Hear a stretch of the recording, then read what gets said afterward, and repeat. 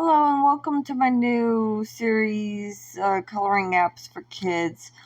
We're going to be listening to some background shows, I'm a Killer or Don't Pick Up the Phone, basically mostly teenager stuff, if you're, but it's going to be mostly just coloring apps for fun.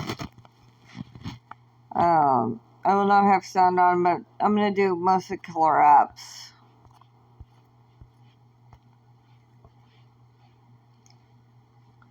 Anyway, today we'll be listening to Don't Pick Up the Phone on Netflix. It's a great show. Watch it. It says creepy as hell with Dahmer. I mean, SVU did it amazingly with Robin Williams. It's basically based on that. It's an actual case. Anyway, like I said, we'll be doing that today. So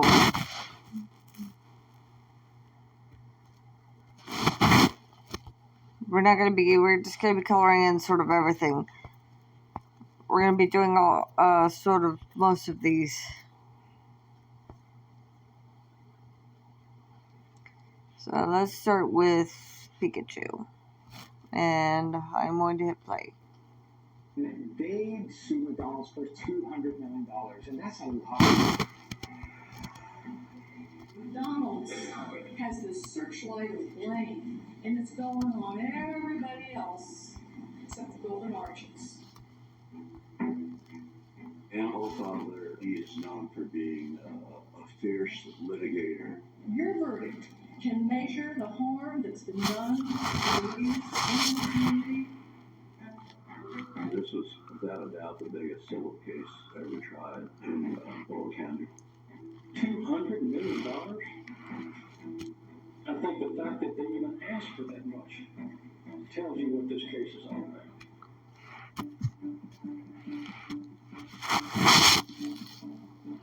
All rise, please. My name's Tom McDonald. I've served as a judge for 25 years in Louisville, Kentucky. Please be seated.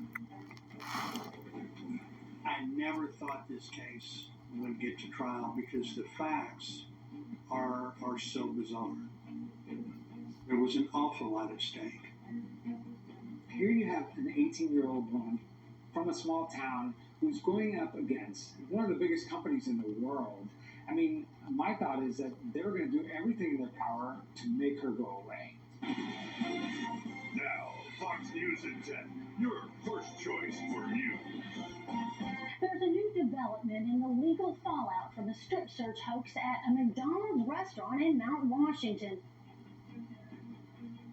One of the private detectives hired by McDonald's was arrested for impersonating an officer when he was serving a subpoena on one of Louise's friends. There are charges that McDonald's intimidating witnesses, and at least one bailiff hired by the restaurant's chain's attorneys has been arrested. You gotta wonder if McDonald's strategy was to victim shame Louise Ogborn. They went after her therapy notes, they went after her MySpace account, and I think they wanted to pin this on everyone but themselves.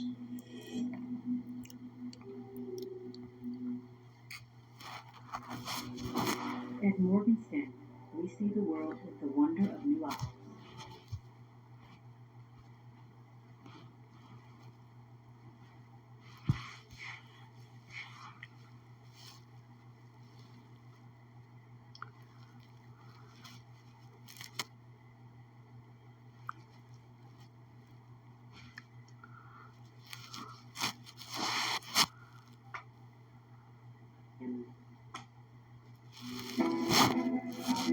McDonald's claimed it only had a few documents about the prior hoaxes, but her father did not believe that. And she started researching this and showed how many cases there had been previously and how McDonald's obviously knew of this danger years earlier. Well, the case is basically that, McDonald's had several of these hoax callers, and how did they tell their restaurants about it? Did they do enough to warn their employees? And their case was that no, they did not.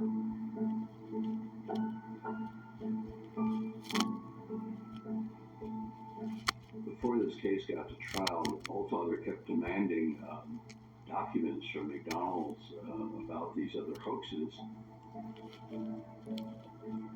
McDonald's acknowledged that they had settled 6 cases concerning hoaxes similar to these. They said that's all they knew. But Oldfather ultimately got an order from the trial judge threatening McDonald's with sanctions unless it produced what it had. We had an emergency hearing, and I ordered McDonald's to turn over all of their files. 48 hours before the trial started, McDonald's delivered her boxes and boxes full of information with no time to review it. Louise Osborne's lawyer has pages, folders, and boxes of paperwork that show McDonald's corporate office knew of more than 24 illegal strip searches at its restaurants across the country. 16 boxes of material from McDonald's attorneys that we haven't even had time to go through. At one point, McDonald's was informed that Louise was in on the hoax and that she was just trying to get money from the company. Just come right on over there, sir. McDonald's got the maintenance guy, you know, the guy who ended the call, the hero who saved the day. They put him up on the stand in court. Now, Tom, were you at the store the following date? Yes. McDonald's made a pretty interesting, compelling case that maybe Louise Osborne was going after the money from day one. She said she was going to get a big check or some money in that. Did we say that? Yeah. And Oldfather was able to foreclose in that testimony, but at the end of the day, you really don't know what the jury is thinking.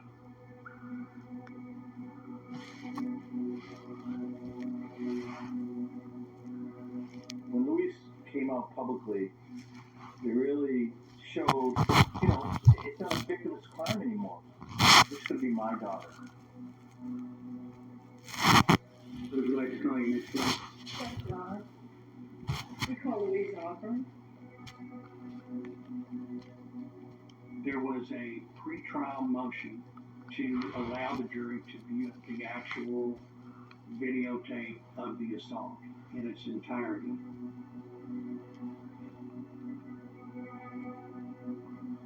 It was a brutal 3 hours. It was hard for me to watch. There was absolute silence in the courtroom. The only thing you could hear was some of the jurors crying. You could have heard a pin drop other than for that. So, what happened when you got back to the office? She kind of motioned me in. And you went inside? Yes. And then what happened? She told me that I had been accused of stealing some money from a customer's purse. I said it couldn't be me. I wouldn't do anything like that. You should know that. So how did that make you feel? Oh, Lord. All that I can think of is devastated. Tell us, Louise, whether you have any fears that come back to you. I have dreams where somebody was dead. I couldn't tell you who it was. I would avoid going to sleep at night. I can't breathe. I feel like I'm hyperventilating. My chest starts to hurt. My arm goes numb. Let's not forget that Louise is a victim of sexual assault. How could you not sympathize with her? I mean, it was humiliating. 4 employees saw her at her most vulnerable moment where she was sitting there naked. I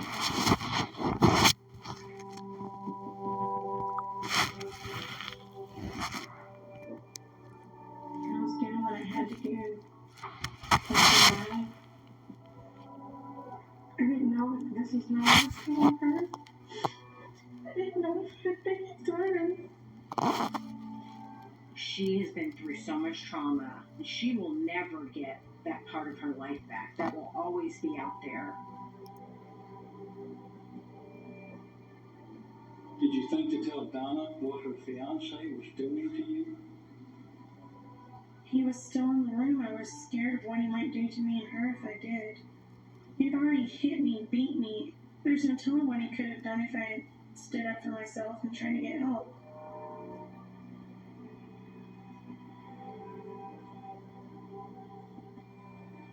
Louise Osborne and her attorney are claiming false imprisonment, but McDonald says, well, that's not true. Nobody physically restrained her. She could have left at any time. The tape shows that you were left alone there in the office for almost 10 minutes. Did you ever go over and try the door? No, because I thought I couldn't get out. I'm sorry? I thought I couldn't get out. I think McDonald's suggestion that she should have walked out of the room was perhaps a strategic error, to say that a young woman who had been deprived of her clothes and car keys could have and should have put a stop to it when their own adult employee supervisors didn't. How could McDonald's ever have anticipated that on April 9 of 04, this guy was going to call Mount Washington? If McDonald's really knew what was going on, then they should have prepared their employees better. There was a problem here, and they clearly did not get the word out because it kept happening and happening and happening. What do you mean the connecting rooms were not confirmed? It's on commercial. Sorry, guys.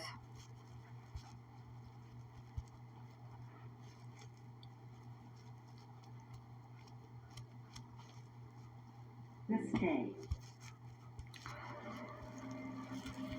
McDonald's has taken no responsibility for the strip search that led to Louise Osborne's monster lawsuit against them, and the blaming of everyone else continued throughout their closing arguments. I think it's not too much to expect an employee to distinguish between what's right and what's wrong and to use their common sense.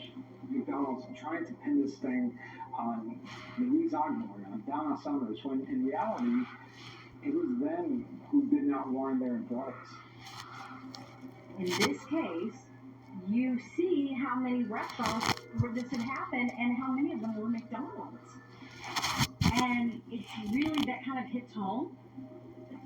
Armed with nothing Son of but a their bitch. opinions and a list of instructions, jurors are deciding if they should take a financial bite out of the largest fast food chain in the world and give it to former Mount Washington restaurant crew member Louise Osborne.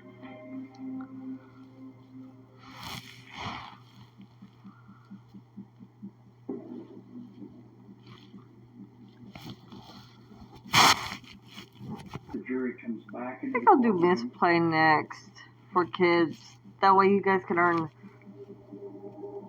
It's a great way to earn money for apps, like The four gift cards. jury hands their verdict to the sheriff, who hands it to me. This was going to be the largest verdict in the history of Bullitt County, Kentucky.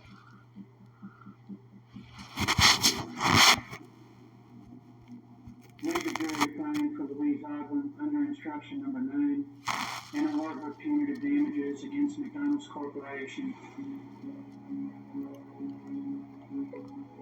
Some serious cash is on the way in another high-profile civil suit. Louise Osborne was the McDonald's employee who was forced to strip after someone called the Mount Washington restaurant posing as a police officer.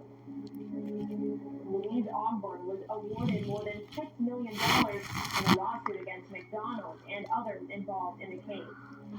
Louise has stood up for what happened to her and what McDonald's failed to do for 3.5 years, and this jury just vindicated her completely, and we are so proud. I don't really know what to say. I can't really talk about it right now. It wasn't the supersized award Osborne's legal team was after, but they say they're more than happy with the money and the message that came from The jury, I think they got it right. She deserved that, and I felt like that, okay, McDonald's knew this was going on for 10 years and didn't seem to stop it, to get the word out to stop it, so they get slapped with a $6 million bill. Maybe they'll think about changing their training. McDonald's is responsible for not protecting their employees. That's the number one thing. If they did it to protect their bottom line, not to protect their employees, they're absolutely the villain in this. It was astounding, the fact that McDonald's had been aware of this occurring at many of its restaurants, and the remedy would have been very simple. I believe this was Ms. Oldfather's, one of her major arguments to the jury. It would have been so simple for McDonald's to simply notify each of the stores.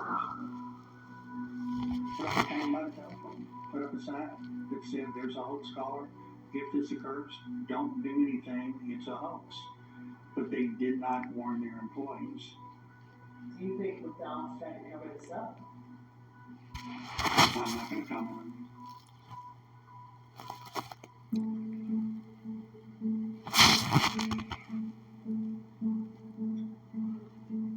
I think what was shocking about the civil trial was the details of how many fast food joints were involved and how many settlements had happened that people didn't know about. You know, it's not just McDonald's. It almost seemed like there was an effort to keep it quiet. And whether that happened or not, we don't know. But I think there was a feeling that that's what was happening. We probably all individually had the feeling that this was only us and felt stupid and dumb about it. So you could probably interview 99 of those 100 women and they would feel like singularly responsible and foolish. Just knowing that there are more people than just myself like that helps a lot. It wasn't just that they weren't stepping up and informing people or providing better training or even some kind of a warning or acknowledgement.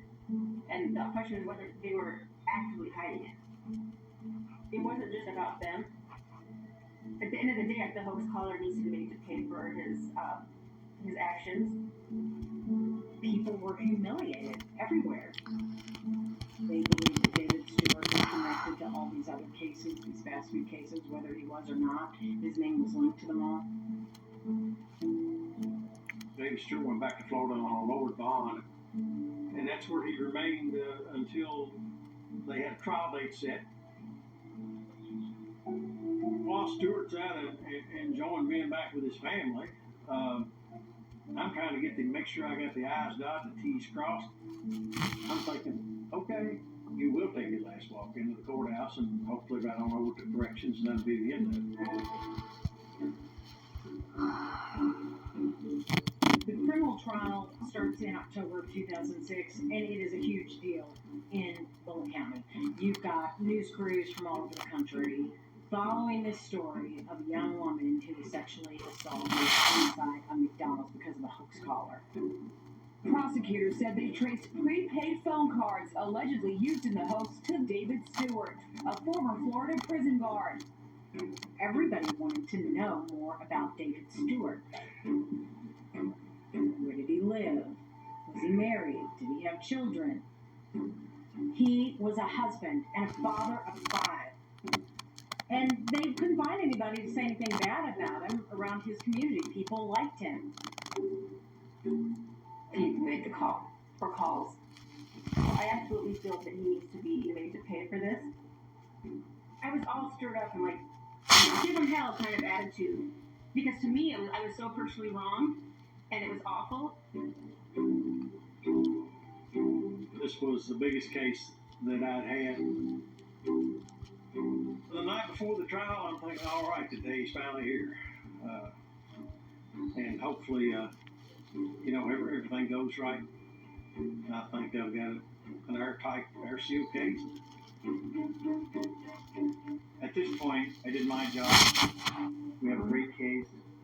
We've now submitted it to the lawyers in the trial courts.